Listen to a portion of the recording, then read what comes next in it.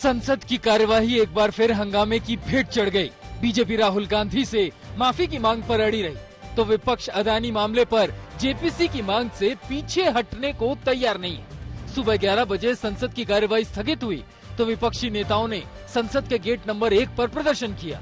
दोपहर 2 बजे लोकसभा की कार्यवाही शुरू हुई तो फिर बवाल हुआ और कार्यवाही को शाम 6 बजे तक स्थगित किया गया। शाम 6 बजे भी लोकसभा की कार्यवाही स्थगित हो गई, जिसके बाद प्रधानमंत्री ने लोकसभा स्पीकर से मुलाकात की।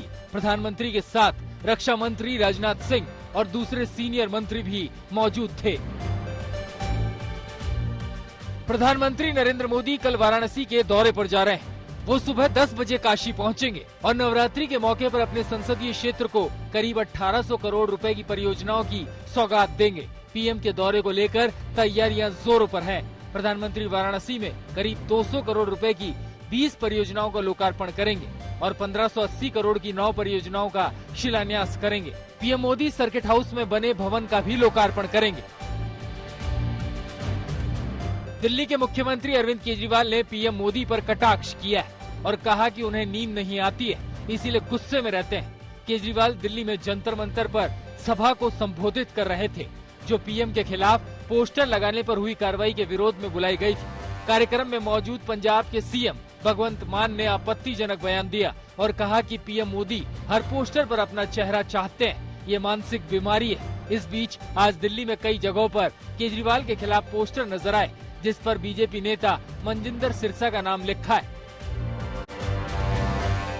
पश्चिम बंगाल की मुख्यमंत्री ममता बनर्जी ने भुवनेश्वर में ओडिशा के मुख्यमंत्री नवीन पटनायक से मुलाकात की। मीटिंग के बाद दोनों मुख्यमंत्रियों ने मीडिया को संबोधित किया और संघीय ढांचे को मजबूत करने की वकालत की। कयास लगाए जा रहे थे कि दोनों मुख्यमंत्रियों के बीच 2024 के चुनावों को लेकर चर्चा होगी, लेकिन ओडिशा के मुख्यमंत्री नवीन पटनायक ने मुलाकात को शिष्टाचार बैठक बताया और कहा कि राजनीति को लेकर कोई बात नहीं हुई।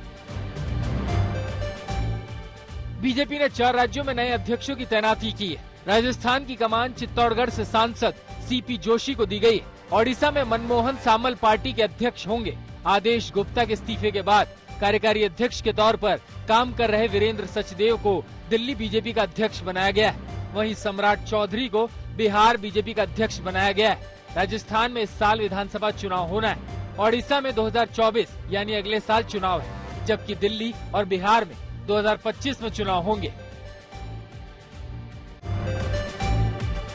मुंबई में माहिम दरगाह के करीब बने समंदर में बने अवैध ढांचे पर बुलडोजर वाला एक्शन हुआ। बुधवार को एमएनएस नेता राज ठाकरे ने कहा था कि अगर वो ढांचा नहीं तोड़ा गया तो उसके पास बड़ा गणपति का मंदिर बनाएंगे। राज ठाकरे के बयान के 12 घंटे बाद बीएमसी ने बुलडोजर चला दिया। बीएमसी की कार्रवाई के बाद सियासत तेज हो गई। उद्धव ठाकरे ने कहा कि राज ठाकरे वही बोलते हैं जो उन्हें दिल्ली से बताया जाता है। उधर सरकार ने कहा कि कोस्टल रेगुलेशन जोन को ध्यान में रखते हुए ढांचे को हटाने का फैसला लिया गया।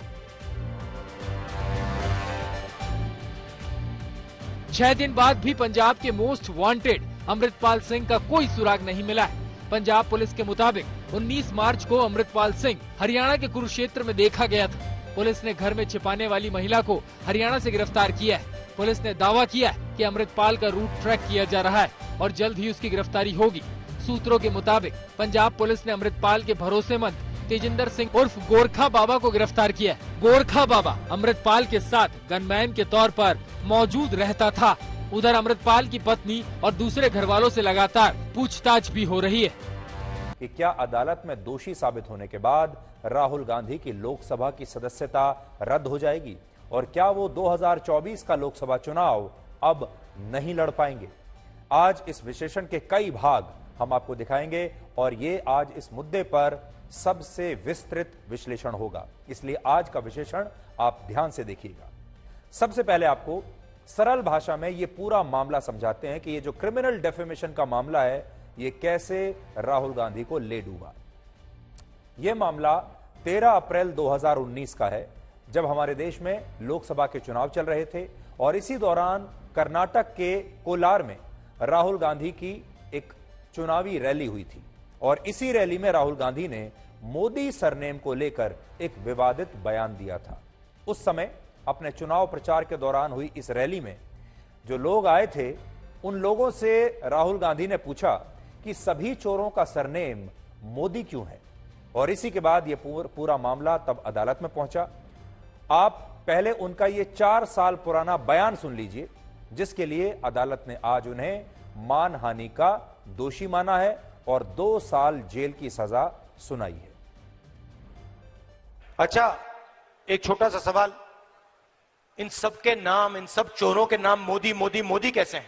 नीरव मोदी, ललित मोदी, नरेंद्र मोदी, और अभी थोड़ा ढूंढेंगे तो और बहुत सारे मोदी निकलेंगे। उन्होंने नोटबंदी की, छोटे दुकानदारों को, स्मॉल मीडियम बिजनेस वालों को नष्ट किया, जिंदगी बर्बाद की।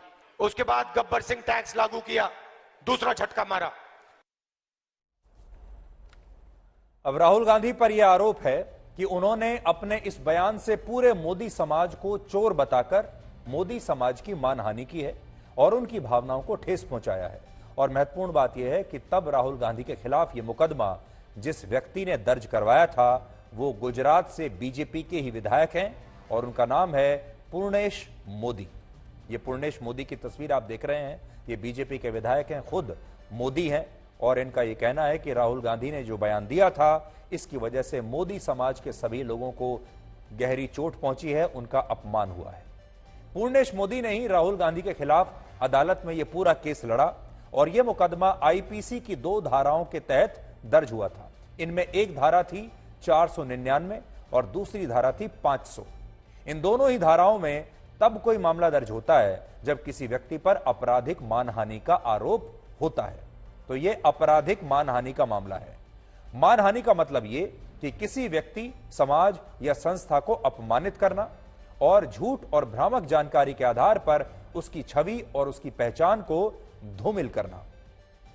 और इन धाराओं में आरोपी व्यक्ति को कम से कम 2 साल की सजा होती है। और इस हिसाब से देखें तो अदालत ने राहुल गांधी को इन दोनों ही धाराओं में दोषी पाया है और उन्हें 2 साल की सजा भी सुनाई है। हालांकि ये मामला, ये बात यहां खत्म नहीं होता और आज हम आपको ये बता रहे हैं कि ये मामला बहुत दूर तक जाएगा। सूरत की सेशंस कोर्ट ने आज जब ये फैसला सुनाया तब अदालत ने एक बहुत ही महत्वपूर्ण बात कही है जो आज आप सबको, पूरे देश को पता होनी चाहिए। अदालत ने कहा कि राहुल गांधी भारत की संसद के सदस्य हैं और जब वो किसी पब्लिक रैली को संबोधित करते हैं और उसमें जो बातें कहते हैं तो उसका असर बहुत गहरा होता है। इसलिए अगर राहुल गांधी को मानहानि के इस मामले में कम सजा दी गई तो यह न्याय के सिद्धांत के विरुद्ध होगा और इससे लोगों के बीच भी गलत संदेश जाएगा। और इसीलिए अदालत ने अपनी ऑब्जर्वेशन में यह माना कि राहुल गांधी दोषी हैं और उन्हें इस अपराध के लिए 2 वर्ष की सजा होनी चाहिए। अब यहां समझने वाली बात यह है कि यह फैसला सेशंस कोर्ट ने सुनाया है और सेशन कोर्ट किसी भी जिले की सबसे बड़ी अदालत होती है। और इसके बाद सेशन कोर्ट के बाद नंबर आता है हाई कोर्ट का, जो उससे अगली ऊंची अदालत होती है, और फिर देश की सर्वोच्च अदालत होती है सुप्रीम कोर्ट, जो सबसे ऊपर है। आपको यह बताने का मतलब यह है कि राहुल गांधी के खिलाफ यह फैसला इस देश की न्यायिक व्यवस्था ने दिया है और जिस चीफ जुडिशियल मजिस्ट्रेट ने यह फैसला सुनाया है वो ना तो बीजेपी के लिए काम करता है, ना गुजरात की सरकार के लिए काम करता है, वो एक जज है और वो निष्पक्ष है। इसलिए ये जो फैसला है ये ना तो किसी पार्टी ने सुनाया है, ना किसी राज्य की सरकार ने सुनाया है, ना केंद्र सरकार ने सुनाया है, ये देश की एक अदालत ने सुनाया है और अदालतें निष्पक्ष होती हैं। इसलिए यह बात आपको पता होनी चाहिए कि राहुल गांधी को दोषी इस देश की अदालत ने माना है और अदालत किसी सरकार या किसी पार्टी की नहीं होती। इसके अलावा आज जब यह फैसला सुनाया गया तब राहुल गांधी स्वयं अदालत में मौजूद थे और वो इस केस में 4थी बार आज अदालत में पेश हुए थे। आज कांग्रेस पार्टी और हमारे देश के जो खास विचारधारा वाले लोग हैं वो अदालत के इस फैसले का लगातार विरोध कर रहे हैं और उन लोगों को यह पता होना चाहिए कि जब इस केस की सुनवाई चल रही थी तब राहुल गांधी ने अदालत में आकर क्या कहा था। इससे आपको यह पता चलेगा कि हर बार राहुल गांधी ने अदालत में अलग अलग बयान दिए हैं। जैसे 24 जून 2021 को जब राहुल गांधी अदालत में पेश हुए तब उनसे अदालत में यह सवाल पूछा गया कि क्या उन्होंने ऐसा कहा है कि सारे चोरों का सरनेम मोदी क्यों होता है। तब राहुल गांधी ने यह कहा था कि उन्होंने ऐसा कोई बयान नहीं दिया। यानी पहले तो उन्होंने इस बात को स्वीकार करने से ही इनकार कर दिया था, लेकिन ये इनकार ज्यादा दिनों तक ठहर नहीं सकता क्योंकि उसके सबूत थे। और सबूत जो सबसे बड़ा था वो अभी हमने आपको थोड़ी देर पहले दिखाया, क्योंकि उनके उस भाषण की पूरी रिकॉर्डिंग सबके पास मौजूद है। पूरे देश ने उस भाषण को सुना है, उस बयान को भी सुना है। इसके बाद जब अक्टूबर 2021 में राहुल गांधी अपना बयान दर्ज कराने के लिए अदालत में पेश हुए, तो उन्होंने हर सवाल के जवाब में एक ही बात कही, और वो थी आई डोंट नो, यानी मुझे कुछ नहीं पता, मैं कुछ नहीं जानता। लेकिन आज जब अदालत अपना फैसला सुनाने वाली थी, तब राहुल गांधी ने अदालत में मौजूद रहते हुए यह कहा कि यह बयान देते समय उनकी मंशा गलत नहीं थी। यानी इससे आप ये समझ सकते हैं कि अदालत में तो राहुल गांधी कुछ और कहते हैं, लेकिन बाहर आकर वो ये बताते हैं कि सत्य की लड़ाई लड़ने के लिए उन्हें परेशान किया जा रहा है, उन्हें सताया जा रहा है, सरकार उन्हें अपना निशाना बना रही है, लेकिन अदालत में कुछ और कहते हैं। अब दूसरे सवाल पर आते हैं, और वो सवाल यह है कि क्या अदालत के इस फैसले के बाद राहुल गांधी की लोकसभा की सदस्यता रद्द हो सकती है और उनके लोकसभा चुनाव लड़ने पर कुछ वर्षों के लिए प्रतिबंध लग सकता है। यह सवाल इसलिए उठ रहा है क्योंकि अदालत ने आपराधिक मानहानि के जुर्म में राहुल गांधी को दोषी भी माना है और उन्हें 2 साल की जेल की सजा भी सुनाई है। हालांकि इस फैसले के साथ ही अदालत ने राहुल गांधी को जमानत दे दी है। राहुल गांधी को इसी अदालत ने बेल दे दी है और उन्हें अब ऊपरी अदालत में अपील करने के लिए 30 दिन का समय भी दिया गया है कि ये 30 दिन है आपके पास, आप ऊपरी अदालत में जाकर इस फैसले के खिलाफ अपील कर सकते हैं। अगले 30 दिन में राहुल गांधी की अपील पर हाई कोर्ट ने सेशंस कोर्ट के इस फैसले पर स्टे नहीं लगाया, तो फिर राहुल गांधी को जेल जाना पड़ सकता है। इससे भी बड़ी बात यह है कि इस फैसले के बाद राहुल गांधी की लोकसभा की सदस्यता भी रद्द हो सकती है और यह एक बहुत बड़ी बात होगी। इसके लिए हमारे देश में एक कानून है जिसे the representation of the people act कहते हैं, और यह वही कानून है जिसे वर्ष 1951 में राहुल गांधी की दादी इंदिरा गांधी के पिता पंडित जवाहरलाल नेहरू ने देश की इसी संसद से पास करवाया था। इस कानून के सेक्शन 8 के तीसरे भाग में यह लिखा है कि अगर किसी सांसद को किसी आपराधिक मामले में दोषी पाया जाता है और उसे 2 साल या 2 साल से ज्यादा की सजा होती है, तो वो जनप्रतिनिधि अपनी सदस्यता खो देगा और अपनी सजा पूरी करने के बाद 6 वर्ष तक वो कोई भी चुनाव नहीं लड़ पाएगा। हालांकि आज बहुत सारे लोग ये भी बात कर रहे हैं कि इस कानून के सेक्शन 8 के चौथे भाग में यह लिखा है कि अगर कोई सांसद आपराधिक मामले में दोषी साबित होता है और उसे 2 साल या उससे ज्यादा की सजा होती भी है, तो उसे ऊपरी अदालत में अपील करने के लिए 3 महीने का समय मिलेगा। 3 महीने का समय मिलेगा और जब तक ऊपरी अदालत में इस अपील पर फाइनल फैसला नहीं हो जाता, तब तक उस सांसद की सदस्यता रद्द नहीं की जा सकती। और इसी आधार पर आज बहुत सारे जो कानून के जानकार हैं या बहुत सारे जो नेता भी हैं, वो ये कह रहे हैं कि राहुल गांधी की लोकसभा की सदस्यता को कोई खतरा नहीं है। लेकिन आज हम आपको इससे भी आगे की बात बताना चाहते हैं। हम आपको ये बताना चाहते हैं कि ये बात सही है कि इस कानून में ये सारे प्रावधान मौजूद हैं, लेकिन एक अपडेट ऐसा है जिस पर शायद लोगों की नजर नहीं गई है, और वो अपडेट ये है, वो है वर्ष 2013 में सुप्रीम कोर्ट ने एक फैसला सुनाया था जिसमें सुप्रीम कोर्ट ने इस सेक्शन को नल एंड वॉइड करते हुए यह कहा था कि अगर किसी एमपी, एमएलए या एमएलसी को 2 या उससे ज्यादा वर्ष की सजा होती है, तो वो उसी समय से अयोग्य माना जाएगा। ध्यान देने वाली बात यह है कि उसी समय से अयोग्य माना जाएगा जिस समय सजा सुनाई जाएगी।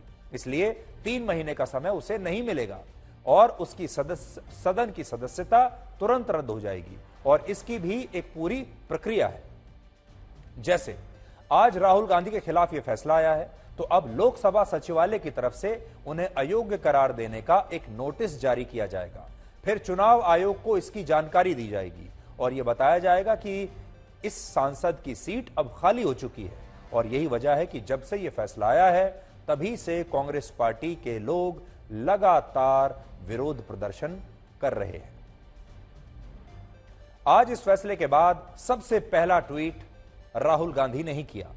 और राहुल गांधी ने क्या लिखा, इसमें उन्होंने महात्मा गांधी का एक मशहूर कथन लिखा है और यह कथन है, मैं पढ़कर आपको सुनाता हूं जो उन्होंने लिखा है। मेरा धर्म सत्य और अहिंसा पर आधारित है। सत्य मेरा भगवान है, अहिंसा उसे पाने का साधन। यह राहुल गांधी ने लिखा है, महात्मा गांधी का एक कथन। ये देखिए, महात्मा गांधी ने यह कथन इसलिए कहा था, यह बात इसलिए कही थी क्योंकि वो भारत की आजादी के लिए तब अंग्रेजों से लड़ रहे थे और उनका मानना था कि आजादी की लड़ाई ही उनका सत्य है और इस सत्य को वो अहिंसा के जरिए हासिल करेंगे।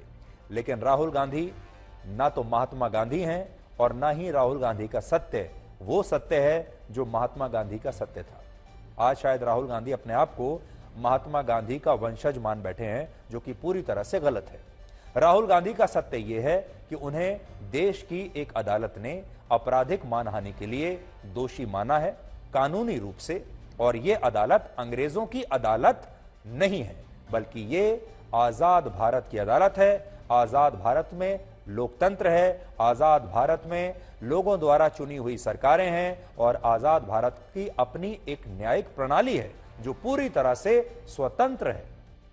वर्ष 1942 में जब महात्मा गांधी ने अंग्रेजों भारत छोड़ो आंदोलन के तहत देश के लोगों से जेल भरने का आह्वान किया था, जब जेल भरो मूवमेंट उन्होंने शुरू किया था, तब उन्होंने कहा था कि सत्य के लिए वो जेल में रहना पसंद करेंगे, ना कि जमानत लेकर जेल से बाहर आना। तो जेल भरो आंदोलन के दौरान महात्मा गांधी ने यही आह्वान किया था कि सारी जेलों को भर दीजिए, हम जमानत नहीं लेंगे, हम जेल के अंदर ही रहेंगे, अंदर रहकर विरोध करेंगे। इसलिए अगर राहुल गांधी को लगता है कि वो महात्मा गांधी की ही तरह सत्य की लड़ाई आज लड़ रहे हैं, तो उन्हें भी वही करना चाहिए और उन्हें जमानत लेने से इनकार कर देना चाहिए था। और ऐसा करके वो एक बहुत बड़ा मास्टर कार्ड भी चल सकते हैं और ये एक बहुत बड़ा, आप ये कह सकते हैं कि उनका पॉलिटिकल मास्टर कार्ड हो सकता था। ये पॉलिटिकल बहुत बड़ा उनका एक कदम हो सकता था, जिससे लोगों को उनकी जो इच्छा शक्ति है उसके बारे में पता चलता। तो देखिए कितना अच्छा होता अगर राहुल गांधी कहते कि वो सत्य की लड़ाई लड़ेंगे और अब वो जमानत के लिए अर्जी नहीं देंगे, अब वो अदालत से जमानत नहीं लेंगे, वो अब जेल में ही रहेंगे। और फिर कांग्रेस के सारे नेताओं को वो जेल भरो आंदोलन के लिए प्रेरित करते और लोगों से भी कहते कि चलिए आप भी जेल भर दीजिए। तब तो बात समझ में आती कि वो वाकई महात्मा गांधी के अनुयायी है। लेकिन राहुल गांधी जमानत भी ले रहे हैं, अगली कोर्ट में अपील भी कर रहे हैं, लगातार अपने बयान भी बदल रहे हैं, कुछ दूसरे मामलों में माफी भी मांग चुके हैं और फिर महात्मा गांधी का अनुयायी बनने की भी कोशिश करते हैं। तो ये सारे कार्ड एक साथ नहीं चल सकते, सारी चालें एक साथ नहीं चल सकते। लेकिन अभी हो ये रहा है कि राहुल गांधी इस मास्टर कार्ड को भी स्वाइप कराना चाहते हैं और इसके साथ ही वो विक्टिम कार्ड को भी एनकैश कराना चाहते हैं। और आजकल इतना सब कुछ हो रहा है कि जो विक्टिम कार्ड है आपकी स्क्रीन पर, इसे मैं हमेशा अपने जेब में ही रखने लगा हूं आजकल, क्योंकि मैं जानता हूं कि आज भी कोई ना कोई खबर ऐसी जरूर होगी जिसमें कोई ना कोई नेता ये विक्टिम कार्ड जरूर चलेगा। इसलिए ये विक्टिम कार्ड मैं जेब में ही रखता हूं। आज भी आपके लिए ये लेकर आ गया और आज का ये जो विक्टिम कार्ड है ये राहुल गांधी के लिए है। तो राहुल गांधी चाहे तो इस विक्टिम कार्ड को आज देश भर के किसी भी एटीएम पर एनकैश करा सकते हैं। इससे उन्हें बहुत सारा इमोशनल कैश जो होता है वो मिलेगा, बहुत सारी भावनाएं देश के लोगों की इससे वो अर्जित कर सकते हैं। का फैसला आया उसके बाद दिल्ली में राहुल गांधी के घर के बाहर कांग्रेस पार्टी के कार्यकर्ता उनके समर्थन में बड़े बड़े प्लेकार्ड्स और पोस्टर्स लेकर पहुंच गए और ये तमाम कार्यकर्ता ये कह रहे थे कि राहुल गांधी किसी से भी डरने वाले नहीं हैं और राहुल गांधी एक शेर हैं और शेर शहर में पहुंच चुका है।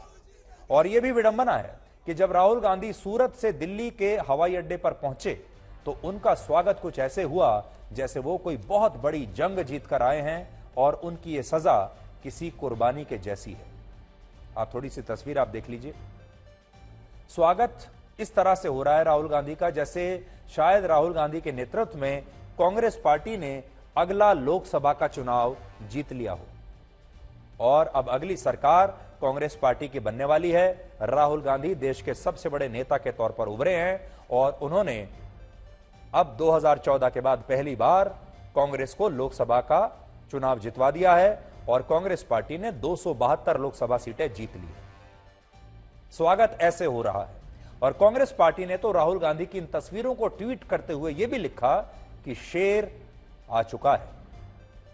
हैरानी की बात यह है कि इस पूरी राजनीति में कांग्रेस पार्टी ने अदालत को भी घसीट लिया है और अदालत के फैसले पर ही अब सवाल खड़े करने शुरू कर दिए हैं। कांग्रेस पार्टी ने अपने एक और ट्वीट में लिखा कि राहुल गांधी को इस सजा के जरिए डराने की कोशिश हो रही है, लेकिन वो लड़ेंगे भी और जीतेंगे भी।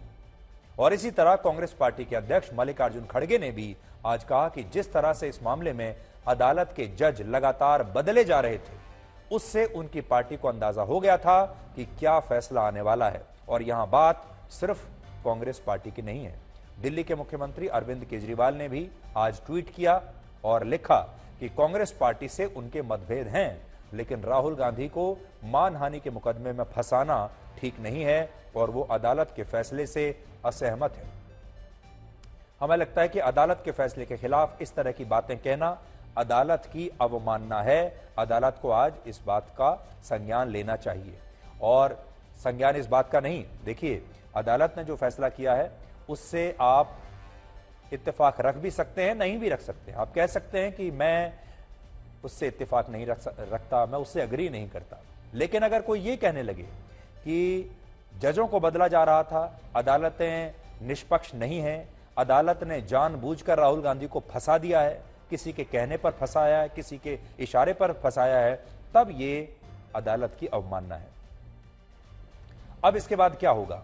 इसके बाद आप देखिएगा देश में बड़े बड़े नेताओं के खिलाफ जब भी कोई अदालत कोई फैसला देगी, जब भी किसी नेता को, बड़े नेता को दोषी करार दिया जाएगा किसी भी अदालत में, तो जजों पर एक दबाव अपने आप बन जाएगा। इसके बाद उस पार्टी के जो नेता हैं, कार्यकर्ता हैं, वो उस जज को अपना निशाना बनाएंगे और जजों की ईमानदारी पर, उनकी निष्पक्षता पर बड़े बड़े सवाल खड़े कर दिए जाएंगे और भविष्य में कोई भी जज शायद किसी भी नेता के खिलाफ फैसला देने से डरने लगेगा। और आज ये बात पूरे देश को बहुत अच्छी तरह से समझनी है। अब आप देख लीजिए, जब भी कोई भी अदालत और कोई भी अदालत का जज आज किसी बड़े नेता को दोषी मानता है या उसे सजा सुनाता है, तो उस पार्टी के जो कार्यकर्ता हैं, उस पार्टी के समर्थक और नेता उस अदालत के पीछे पड़ जाते हैं, जज के पीछे पड़ जाते हैं। सोशल मीडिया पर बाकायदा जज के खिलाफ एक कैंपेन चलाया जाता है और कहा जाता है कि जज बिक चुका है,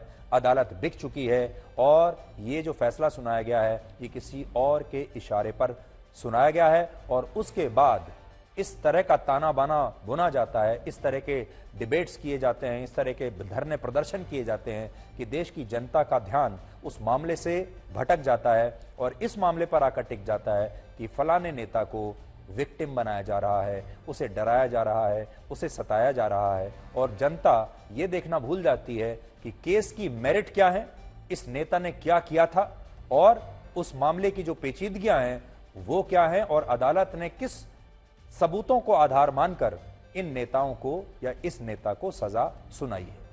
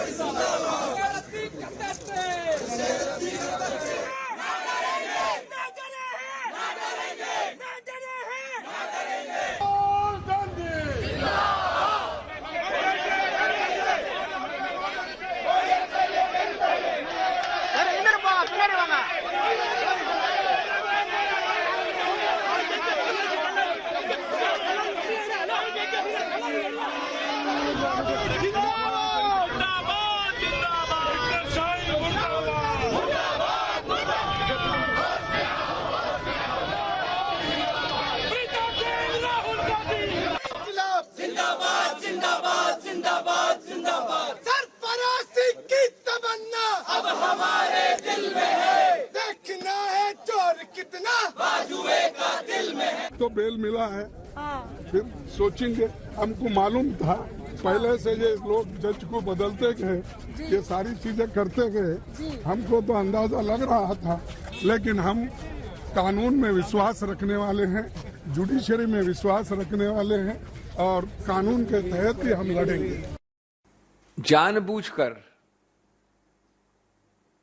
गलत केसेस को थोपकर आवाज को रोकना, बंद करना, डराना, धमकाना, ये प्रक्रिया ये सरकार भिन्न भिन्न रूप से कर रही है। राहुल जी को इस सच्चाई को स्वीकार करना चाहिए कि शब्दों की चोट शस्त्रों की चोट से ज्यादा गहरी और पीड़ादायी होती है, और शब्द जब अनर्गल और झूठे हों तब तो चोट और गहरी और कष्टदायी हो जाती है।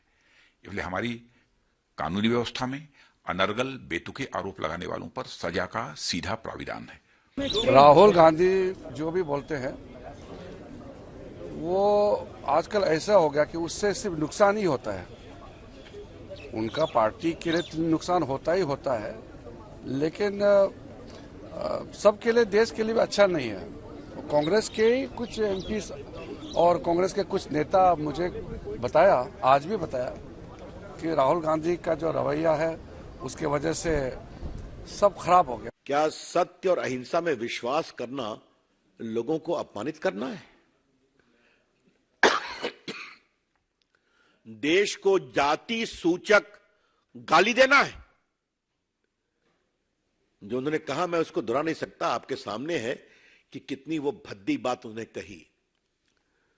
अगर राहुल गांधी को अपने जिद से लोगों को अपमानित करने का अधिकार है, गाली देने का अधिकार है, तो जो उनकी गाली से दुखित हैं, पीड़ित हैं, उनको कोर्ट में डिफेमेशन केस करने का अधिकार है। राहुल गांधी जी के ऊपर ये एक घिनौनी साजिश है, क्योंकि जब चुनावी माहौल चलते हैं तो राहुल गांधी जी कहीं कहे होंगे कि जहां मोदी जी के इतना मतलब सारने में मोदी में इतना क्यों घोटाला के नाम आते हैं, क्योंकि यहाँ नरेंद्र मोदी प्राइम मिनिस्टर है, उधर नीरव मोदी घोटाला में शामिल हुए हैं, तो ये इतने मोदी के नाम क्यों आ रहे हैं हर चीज पे। ये बोलने का अपराध नहीं, ये कोई जुलूम नहीं, उनको लगा, उनको महसूस हुई किसी के अपमान करने के लिए और किसी की छवि खराब करने के लिए नहीं कहा, उनको लगे कि हर जगह मोदी टाइटल क्यों आ रहे हैं, जहां इल्जाम लगते हैं वहां मोदी टाइटल क्यों आ रहे हैं। मानहानि के ज्यादातर राजनीतिक मामलों में अक्सर नेता माफी मांग लिया करते हैं। देखिए, जो मानहानि के मामले हैं ये अक्सर आते रहते हैं, जाते रहते हैं, और ज्यादातर मामलों में नेता माफी मांग लेते हैं, और राहुल गांधी के पास भी इसका काफी अच्छा अनुभव है। वर्ष 2019 की जिस चुनावी रैली में राहुल गांधी ने मोदी सरनेम को लेकर यह विवादित बयान दिया था, उसी रैली में उन्होंने इस बयान से थोड़ा पहले प्रधानमंत्री नरेंद्र मोदी के लिए चौकीदार चोर है का नारा भी इस्तेमाल किया था, और इस नारे के लिए वो सुप्रीम कोर्ट में 1 या 2 बार नहीं बल्कि 3 बार अपना माफीनामा दे चुके हैं। इनमें पहले माफीनामे में उन्होंने लिखा था कि पॉलिटिकल कैंपेनिंग के दौरान, उस समय in the heat of the moment, उन्होंने ये बात कह दी थी जिसके लिए वो माफी मांगते हैं। तब उत्तेजना में ये बात कई बार हो जाता है जब आप चुनाव प्रचार करते हैं तो, लेकिन तब सुप्रीम कोर्ट ने उनके इस माफीनामे को स्वीकार नहीं किया था, जिसके बाद उन्हें 2 और माफीनामे लिखने पड़े। और यहां बात सिर्फ राहुल गांधी की नहीं है, उनके बारे में मैं आपको बताऊंगा। राहुल गांधी के जीजा रॉबर्ट वाड्रा भी अदालत से 1 बार माफी मांग चुके हैं, और यह बात पिछले साल की है। रॉबर्ट वाड्रा मनी लॉन्ड्रिंग के एक मामले में जमानत पर थे और हैं अभी भी, और इसीलिए उन्हें अपनी किसी भी विदेश यात्रा से पहले इसकी जानकारी ईडी को देनी होती है और अदालत को देनी होती है। लेकिन पिछले साल उन्होंने अदालत के आदेश का उल्लंघन करते हुए ईडी को अपनी विदेश यात्रा के बारे में जानकारी नहीं दी और चुपचाप विदेश चले गए, जिसके बाद इसके लिए उन्होंने अदालत में जाकर माफी मांगी कि मैं माफी मांगता हूं और आज के बाद जब भी कभी विदेश जाऊंगा तो पहले से जानकारी देकर जाऊंगा। इसी तरह की माफी दिल्ली के मुख्यमंत्री अरविंद केजरीवाल भी कई बार मांग चुके हैं। अरविंद केजरीवाल मानहानि के 3 मामलों में अदालत से माफी मांग चुके हैं, और इनमें केंद्रीय मंत्री नितिन गडकरी से जुड़ा एक मामला भी है, जिसमें अरविंद केजरीवाल ने नितिन गडकरी को देश का सबसे भ्रष्ट नेता बताया था। लेकिन जब नितिन गडकरी ने उन पर मानहानि का मुकदमा किया तो अरविंद केजरीवाल ने अदालत में उनसे माफी मांग ली। कहने का मतलब यह है कि हमारे देश में नेता लोगों के बीच लोकप्रिय होने के लिए ऐसे जो चटपटे बयान होते हैं, ऐसे जो उत्तेजक बयान होते हैं वो देते रहते हैं जिससे उन्हें फायदा हो, और इसके लिए वो अक्सर झूठे आरोप भी लगा देते हैं, गलत बात भी कह देते हैं, ऐसे आरोप लगा देते हैं जिन्हें वो कभी साबित नहीं कर पाते। असल में इसका एक पूरा फॉर्मूला है। चुनाव प्रचार के दौरान या वैसे भी जब नेता मंच पर बोलने के लिए जाते हैं तो सामने हजारों की या लाखों की भीड़ होती है। भीड़ बहुत उत्तेजित होती है और नेता जितना ज्यादा अपने विरोधी के बारे में आपत्तिजनक भाषा का इस्तेमाल करता है, जनता उतनी ही ताली बजाती है, क्योंकि वो उस नेता के समर्थक होते हैं। इसलिए वो ताली बजाकर नेता को और ज्यादा उत्तेजित करते हैं। नेताओं को ऐसा लगता है कि वो जितनी ज्यादा अभद्र भाषा का प्रयोग करेंगे, जितना ज्यादा मसालेदार बयान देंगे, जनता तालियां बजाएंगी, कार्यकर्ता खुश हो जाएंगे, मीडिया में उतनी ही बड़ी हेडलाइन उन्हें मिलेगी और उनकी लोकप्रियता उतनी ही बढ़ती जाएगी। यह पूरा एक इकोसिस्टम है। और आपने भी देखा होगा, आज नेता जब बहुत सभ्य भाषण देते हैं या बहुत सभ्य बातें करते हैं, विकास की बातें करते हैं, एक दूसरे पर निजी हमला नहीं करते, उस भाषण को लोग बड़ा ठंडा भाषण मान लेते हैं। उस भाषण के बारे में ना तो अखबारों में कोई हेडलाइन छपती है, ना ही वहां पर आए कार्यकर्ता उससे जोश में आते हैं और ना ही जनता तालियां बजाती है। इसलिए नेताओं को यह लगता है कि अपने विरोधी का घोर अपमान करने के बाद ही उन्हें लोकप्रियता मिलेगी, तालियां मिलेगी। और इस तालियों के लालच में यह एक ट्रैप है, उसमें नेता फंस जाते हैं। और राहुल गांधी को भी यह लगा कि अपनी हिम्मत दिखाने का और अपनी बहादुरी दिखाने का सबसे अच्छा तरीका यह है कि जितना हो सके उतनी अभद्र भाषा में अपने विरोधी नरेंद्र मोदी का अपमान करो, चाहे उनके सरनेम के पर हमला करके अपमान करो, चाहे चौकीदार चोर है कहकर अपमान करो। और मैं जितना ज्यादा नरेंद्र मोदी का अपमान करूंगा, मेरे जो कार्यकर्ता हैं उतने ही ज्यादा जोश में आएंगे, मेरी लोकप्रियता उतनी ही बढ़ेगी, मुझे वोट भी मिलेंगे। लेकिन उनकी ये जो गलतफहमी थी ये अब दूर हो गई होगी, क्योंकि उन्होंने 2019 में बयान तो बहुत बड़े बड़े दे दिए जोश में आकर। वोट तो उन्हें मिले नहीं, ये तो सबने देख लिया कि कितने वोट मिले, बल्कि नुकसान ये हुआ कि अदालतों के चक्कर काटने पड़ रहे हैं, मानहानि के बहुत सारे मुकदमे दर्ज हो गए हैं, कार्यकर्ताओं में जोश भी नहीं आया, वोट भी नहीं मिला, लोकप्रियता भी नहीं हासिल हुई। बस ये जरूर है कि हां, हफ्ते 10 दिन उन्हें मीडिया में हेडलाइंस जरूर मिली, लेकिन ये हेडलाइंस बड़ी महंगी पड़ी। आज उन्हें ये समझ में आ रहा होगा। लेकिन जब अपने इन्हीं बयानों के लिए नेताओं को अदालत जाना पड़ता है तो यही नेता बाद में अदालत में चुपचाप माफी मांग लेते हैं, क्योंकि तब तक बयानों का जो फायदा उन्हें लेना होता है वो फायदा उठा चुके होते हैं। और फिर वो अदालत में जाकर कहते हैं कि उन्हें इस बयान के लिए खेद है, उन्होंने उत्तेजना में आकर ये बयान दे दिया, या फिर कहते हैं कि मेरा ये मतलब नहीं था, कुछ और मतलब था और मेरी मंशा गलत नहीं थी। जैसा आज अदालत में राहुल गांधी ने कहा कि मेरी मंशा गलत नहीं थी, मैंने कह तो दिया पर मेरी मंशा गलत नहीं थी। अब मंशा गलत थी या सही थी, ये काम तो अदालत को तय करना है, और अदालत ने यह बता दिया कि नहीं, मंशा तो गलत ही थी, इसीलिए 2 साल की सजा है। भारत दुनिया के शायद उन बहुत कम देशों में, गिने चुने देशों में आता है जहां नेता अपने अपराध को भी अपनी ताकत बना लेते हैं और अदालत के फैसले उनके लिए एक जैकपॉट की तरह साबित होते हैं। यह वो देश है जहां अदालत अगर किसी नेता को दोषी मानकर जेल में डाल दे तो लोग कहते हैं कि जेल में जाने के बाद उस नेता का लोकप्रिय होना पक्की बात है, जेल में जाने के बाद तो चुनाव 100% जीतेगा। यानी जेल में जाते ही जनता का दिल पसीज जाता है और वो समझते हैं कि एक जैकपॉट मिल गया, और इस जैकपॉट में उन्हें लोगों की सहानुभूति के साथ उनके ढेर सारे वोट भी मिल जाते हैं। इसलिए हमारे देश में जेल जाना बुरा नहीं माना जाता। अदालत अगर दोषी ठहरा दें भ्रष्टाचार के मामले में तो इसको कोई बुरा नहीं मानता, ना जनता बुरा मानती है, ना नेता बुरा मानते हैं, ना ही हमारा पूरा सिस्टम बुरा मानता है। अदालत जो चाहे कहती रहे। आज जिस तरह राहुल गांधी पर संसद में अयोग्य ठहराए जाने का खतरा मंडरा रहा है, ठीक वैसा ही संकट आज से 47 वर्ष पहले उनकी दादी और पूर्व प्रधानमंत्री इंदिरा गांधी पर भी आया था। और उस समय इंदिरा गांधी ने अपनी संसद की सदस्यता और प्रधानमंत्री की कुर्सी को बचाने के लिए पूरे देश में इमरजेंसी लगा दी थी। तो जब इंदिरा गांधी के जीवन में यह आया, यही मौका जो आज राहुल गांधी के जीवन में आ रहा है, 47 वर्ष पहले तब उन्होंने क्या किया था, आज आपको याद दिलाना जरूरी है। तब इंदिरा गांधी ने इमरजेंसी लगा दी थी, और आज भारत के जिस संविधान को राहुल गांधी खतरे में बताते हैं, उस संविधान को इंदिरा गांधी ने कागज का एक महज छोटा सा टुकड़ा बनाकर रख दिया था। इसलिए आज का ये विश्लेषण भी आपको बहुत ध्यान से देखना चाहिए। अगर आप लोकतंत्र से प्यार करते हैं, अभिव्यक्ति की आजादी से प्यार करते हैं, आपको अपने संविधान की रक्षा करने में दिलचस्पी है, तो यह विश्लेषण भी सुन लीजिए। क्योंकि ये तो आप बहुत सुनते हैं कि संविधान खतरे में है, लोकतंत्र खतरे में है, अभिव्यक्ति की आजादी खतरे में है, धर्मनिरपेक्षता खतरे में है। लेकिन आज जो हम आपको बताने वाले हैं वो भी जरा सुन लीजिए।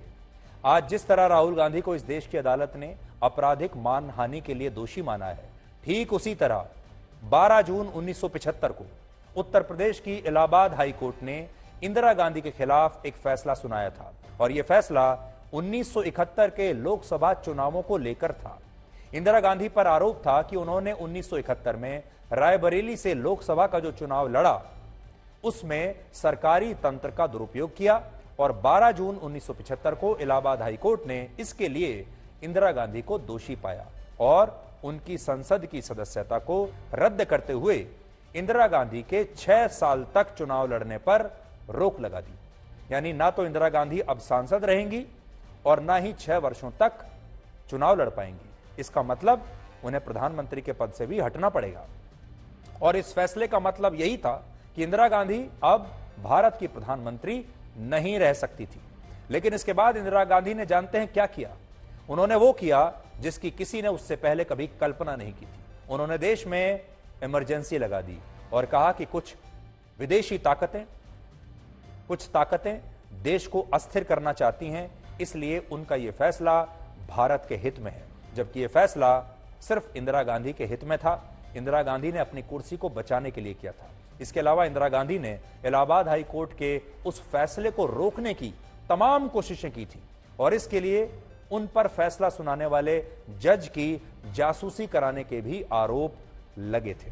तो इसलिए राहुल गांधी और कांग्रेस पार्टी के नेता जो आज अदालत पर आरोप लगा रहे हैं, जो कह रहे हैं कि हमें सताया जा रहा है, उन्हें कांग्रेस पार्टी का भी पुराना इतिहास देखना चाहिए। आज मैं अपने साथ एक पुस्तक लेकर आया हूं जिसका शीर्षक है the case that Shuk India, और यह किताब एक वकील प्रशांत भूषण ने लिखी है। प्रशांत भूषण के पिता शांति भूषण इंदिरा गांधी के खिलाफ मुकदमा करने वाले नेता राज नारायण के वकील थे। राज नारायण वही नेता थे जो इंदिरा गांधी के खिलाफ चुनाव लड़ रहे थे, और बाद में उन्होंने इंदिरा गांधी पर यह केस किया कि उन्होंने मुझे हराने के लिए सरकारी तंत्र का दुरुपयोग किया था इस चुनाव में। इस किताब में लिखा है कि जब मई 1975 में कोर्ट ने अपना फैसला सुरक्षित रख लिया था, तब इलाहाबाद से उस समय के कांग्रेस सांसद ने इस मामले की सुनवाई कर रहे जस्टिस जगमोहन लाल सिन्हा के घर पर जाकर उनसे मिलने की कई बार कोशिश की, और उस समय जस्टिस जगमोहन लाल सिन्हा को कई तरह के प्रलोभन और लालच दिए जा रहे थे ताकि वो ऐसा फैसला सुनाएं जो इंदिरा गांधी के पक्ष में हो, इंदिरा गांधी के अनुकूल हो, क्योंकि उन्हें डर था कि ये जज कहीं हमारे खिलाफ फैसला ना सुना दे। ये पुस्तक मैं लेकर आया हूं। इसी पुस्तक में यह भी लिखा है कि फैसले से कुछ दिन पहले जस्टिस जगमोहन लाल सिन्हा को इलाहाबाद हाई कोर्ट के चीफ जस्टिस ने फोन किया। तो सोचिए, एक हाई कोर्ट के जज को चीफ जस्टिस फोन कर रहे हैं, और फोन करके चीफ जस्टिस कहते हैं उन्हें कि इस फैसले को जुलाई तक के लिए टाल दिया जाए। लेकिन जब उन्हें यह लगा कि इंदिरा गांधी की तरफ से उन पर दबाव बनाया जा रहा है, तो उस जज ने अपने स्टाफ से कहा कि अब तो फैसला 12 जून को आकर ही रहेगा, क्योंकि जज समझ गए थे कि तरह तरह से दबाव डाले जा रहे हैं, प्रलोभन दिए जा रहे हैं, और जो उनके बॉस थे चीफ जस्टिस, उनसे भी फोन कराया जा रहा है। इसका मतलब इस फैसले को सरकार रोकना चाहती है, और उन्होंने ये तय कर लिया कि अब तो ये फैसला सही समय पर वो सुनाकर ही रहेंगे। उस समय इलाहाबाद हाईकोर्ट के तत्कालीन chief justice DS Mathur Indira Gandhi के निजी डॉक्टर KP माथुर के बहुत करीबी रिश्तेदार थे, और इससे आप समझ सकते हैं कि इंदिरा गांधी ने किस तरह अदालत पर अपना दबाव बनाया होगा।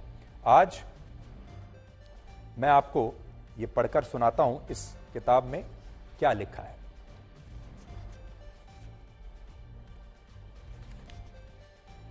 देखिए, Justice Sinha got a phone call from Dehradun. It was the Chief Justice of Allahabad calling. Justice Sinha had to talk to him. तो इसमें लिखा है कि भाई जब बॉस फोन करेंगे, चीफ जस्टिस फोन कर रहे हैं जज को, तो बात तो करनी पड़ेगी, फोन तो लेना ही पड़ेगा. So he had to talk to him. The Chief Justice said that the additional secretary of the Home Ministry, P.P. Nair, had met him and he wanted the judgment to be postponed till July. This was probably because of Mrs. Gandhi's planned visit to Mexico for the International Women's Year Conference. She probably wanted to be in India when the judgment came. Justice Sinha was angry at this request. Justice Sinha को इस पर बड़ा गुस्सा आया. After telling the Chief Justice that this was not possible, he immediately drove down to the High Court to order the registrar to inform the parties and the press that the judgment would be delivered on 12th June. तो देखिए उस जमाने के जज भी कैसे होते थे. जज को चीफ जस्टिस ने फोन किया, लेकिन तब भी जज माने नहीं और उन्होंने ये तय कर लिया कि अब तो वो 12 जून को ही फैसला सुनाएंगे, जबकि चीफ जस्टिस उनसे ये कह रहे थे कि इसे जुलाई तक के लिए टाल दीजिए क्योंकि इंदिरा गांधी अभी मेक्सिको जाना चाहती हैं. उसके बाद देखिए आगे इस किताब में क्या लिखा है. बड़ी अच्छी कहानी है ये. A special task force of the CID was employed to find out the contents of the judgment. They went to the house of Justice Sinha's secretary Manna Lai late on the night of 11th June. तो सोचिए 12 जून को यह फैसला आना था और 11 जून की रात को, पिछली रात को 11 जून की रात को CID की एक टीम जस्टिस सिन्हा के सेक्रेटरी के घर पर पहुंच जाती है और CID की टीम उनसे कहती है he was asked to disclose the judgment, कि हमें जजमेंट में क्या लिखा है अभी बताइए. सेक्रेटरी कहते हैं that he did not know it, उन्हें नहीं पता कि जजमेंट में क्या लिखा है, जो कि सही भी था. सच्चाई भी यही थी कि खुद सेक्रेटरी को नहीं पता था कि जजमेंट में क्या लिखा है. When he stayed mum even after much coaxing, they left with a veiled threat. We will come back in half an hour, you better tell us the judgement then if you know what is good for you. और CID के जो लोग हैं, CID की team secretary को धमकी देकर चले गए कि आधे घंटे के बाद हम दोबारा आएंगे और अपनी सलामती चाहते हो तो तब तक हमें बताकर रखो कि जजमेंट में क्या लिखा है. लेकिन जो जज थे, हैरानी की बात यह है कि जब जस्टिस जगमोहन लाल सिन्हा किसी भी प्रलोभन में, लालच में, दबाव में नहीं आए तो फैसले से एक दिन पहले 11 जून 1975 की रात को, जो मैंने आपको अभी पढ़कर बताया, CID के कुछ अधिकारी उनके पर्सनल सेक्रेटरी मुन्ना लाई के घर पर पहुंच गए और फैसले को लीक करने का दबाव बनाने लगे. यानी इंदिरा गांधी चाहती थीं कि उन्हें फैसले से एक रात पहले ही पता चल जाए, ताकि अगर इस फैसले में कुछ उनके खिलाफ कोई बात लिखी है तो वो फिर इस फैसले को रोक सके. हालांकि मन्ना लाई ने इसे लीक नहीं किया और इंदिरा गांधी को इसके बारे में पता चल ही नहीं सका कि उस फैसले में उन्हें दोषी माना गया है. आज राहुल गांधी की अदालत में दोषी होने के बाद कांग्रेस पार्टी उनके इस तरह के पोस्टर्स के साथ प्रदर्शन कर रही है. ठीक उसी तरह जब इंदिरा गांधी के दोषी साबित होने के बाद दिल्ली में सड़कों पर इंदिरा गांधी के ये पोस्टर्स लगे हुए थे. इतिहास कई बार अपने आप को दोहराता है. बड़े पर्दे पर आप देखिए 1975 में इंदिरा गांधी के पक्ष में कैसे पोस्टर्स थे. देखिए आप, देखिए ये 1975 में पोस्टर्स लगे थे जब इंदिरा गांधी दोषी साबित हुई थी अदालत में. इनमें से एक पोस्टर पर लिखा है भ्रष्ट इंदिरा गांधी त्याग पत्र दो, और कांग्रेस पार्टी के पोस्टर्स पर लिखा था इनकी लड़ाई हमारी लड़ाई. तो ये दो तस्वीरें हैं, इसे आप ब्लैक एंड व्हाइट भी कह सकते हैं. देखिए इसका एक पक्ष यह है कि भ्रष्ट इंदिरा गांधी त्याग पत्र दो, और दूसरा पक्ष यह है इनकी लड़ाई हमारी लड़ाई. यानी कार्यकर्ता जो कांग्रेस पार्टी के हैं वो कह रहे हैं इनकी लड़ाई हमारी लड़ाई, और फिर थोड़े दिन के बाद हमारी लड़ाई का मतलब हो गया देश की लड़ाई. तो देखिए अब ये दो तस्वीर देखिए. ये आज की तस्वीर है जब इंदिरा गांधी के पोते को वैसा ही फैसले का सामना करना पड़ रहा है 2023 में. दूसरी तस्वीर वो है जब 1975 में राहुल गांधी की दादी को वैसे ही फैसले का सामना करना पड़ा था अदालत से. कहानी में कोई बदलाव नहीं आया है, इमोशंस में कोई बदलाव नहीं आया है. इलाहाबाद हाई कोर्ट के फैसले के खिलाफ जब इंदिरा गांधी ने सुप्रीम कोर्ट में अपील की तो इस पर तब जिस वेकेशन जज ने सुनवाई की थी उनका नाम था जस्टिस वी.आर. कृष्ण अय्यर, और उन्होंने ही सुनवाई के दौरान इलाहाबाद हाई कोर्ट के फैसले पर स्टे लगा दिया था और कहा था कि इंदिरा गांधी संसद की कार्रवाई में हिस्सा ले सकती हैं, लेकिन उनके पास वोटिंग का अधिकार नहीं होगा। यानी सुप्रीम कोर्ट का यह फैसला इंदिरा गांधी के लिए थोड़ी राहत तो लेकर आया था, लेकिन बाद में तत्कालीन जस्टिस वी.आर. कृष्ण अय्यर ने यह बताया था कि उन पर इस फैसले के लिए दबाव बनाया गया था और इंदिरा गांधी की सरकार में कानून मंत्री H.R. गोखले ने उन्हें फोन करके तब उनसे मिलने के लिए समय मांगा था।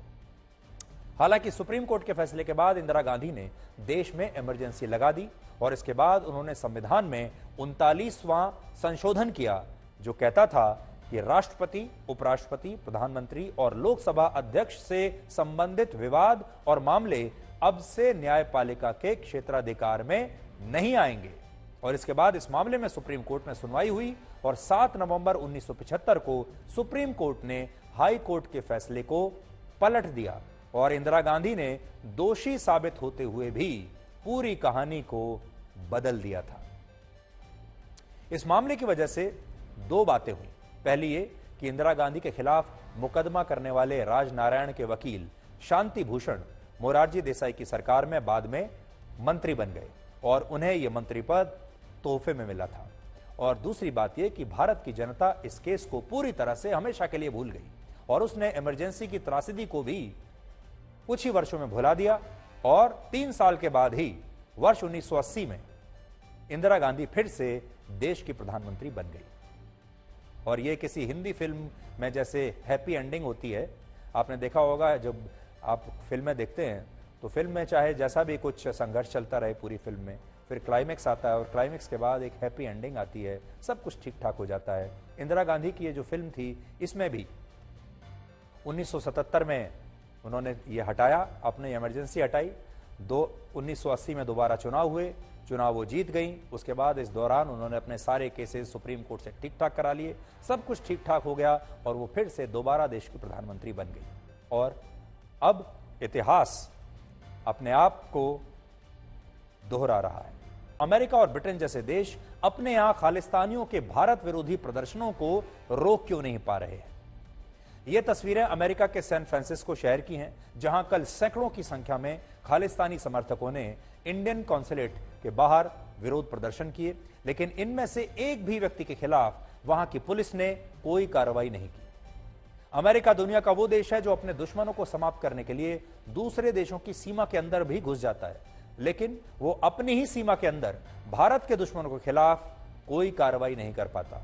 जिस तरह वो अपने देश के दुश्मनों के खिलाफ कार्रवाई करता है वैसी तो बिल्कुल नहीं। इसी तरह ब्रिटेन, कनाडा और ऑस्ट्रेलिया जैसे देश भी भारत के खिलाफ खालिस्तानियों के विरोध प्रदर्शन पर बिल्कुल चुप हैं और इसी वजह से इन देशों में खालिस्तानी ताकतों की हिम्मत लगातार बढ़ रही है। ये तस्वीरें लंदन के इंडियन हाई कमीशन की हैं, जहां कल 2000 से ज्यादा खालिस्तानियों ने हिंसक विरोध प्रदर्शन किया और स्याही और अंडों से भारतीय उच्चायोग पर हमले करने की कोशिश की। और सोचिए इसके बाद ब्रिटेन की सरकार को और ब्रिटेन की पुलिस को क्या करना चाहिए था? उन्हें भारतीय उच्चायोग की सुरक्षा को और बढ़ा देना चाहिए था, लेकिन वहां पर इसके विपरीत सुरक्षा को घटा दिया गया। अब आप ये देखिए कि जिस अमेरिका में खालिस्तानी भारत के खिलाफ खुलेआम नारेबाजी करते हैं, वहां भारतीय मूल की कमला हैरिस उपराष्ट्रपति हैं। इसी तरह ब्रिटेन के प्रधानमंत्री ऋषि सुनाक भी भारतीय मूल के हैं। और आपको याद होगा ऋषि सुनाक जब प्रधानमंत्री बने थे, कमला हैरिस जब अमेरिका की वाइस प्रेसिडेंट बनी थी, तो सबसे ज्यादा तालियां और सबसे ज्यादा जश्न हमारे देश के लोगों ने ही मनाया था, यह सोचकर कि चलिए अपना कोई आदमी ब्रिटेन का प्रधानमंत्री बन गया, अमेरिका की वाइस प्रेसिडेंट भारतीय मूल की कोई महिला बन गई। यह सोचकर हमने कितना जश्न मनाया था। लेकिन आज भारत इसलिए निराश है क्योंकि ये भारतीय मूल के लोग तो हैं, लेकिन ऋषि सुनाक खालिस्तानियों को रोकने की कोई कोशिश ना तो कर रहे हैं और ना ही करते हुए दिखाई दे रहे हैं। इसी तरह कमला हैरिस भी खालिस्तानियों के इस विरोध प्रदर्शन को रोकने की कोई कोशिश नहीं कर रही हैं।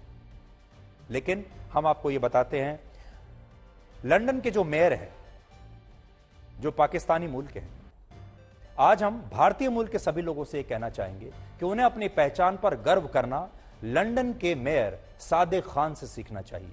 आप दुनिया भर में भारत की सॉफ्ट पावर के बारे में जानकर हैरान तो रह जाएंगे। आपने देखा होगा वर्ष 2021 में भारतीय प्रवासियों के साथ काम करने वाली अमेरिका की एक संस्था की तरफ से एक रिपोर्ट जारी की गई थी।